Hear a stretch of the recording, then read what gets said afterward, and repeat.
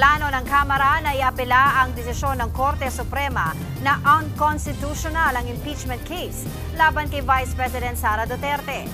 Ayon kay House spokesperson Attorney Princess Abante, salungat sa opisyal na record ng Kamara ang findings ng kataas-taasang hukuman.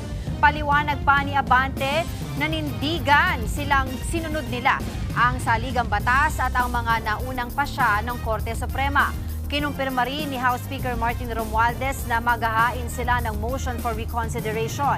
Ayon sa SC, nalabag ang one-year rule o yung alituntuning bawal magsampa ng mahigit isang impeachment case laban sa parehong opisyal sa loob ng isang taon.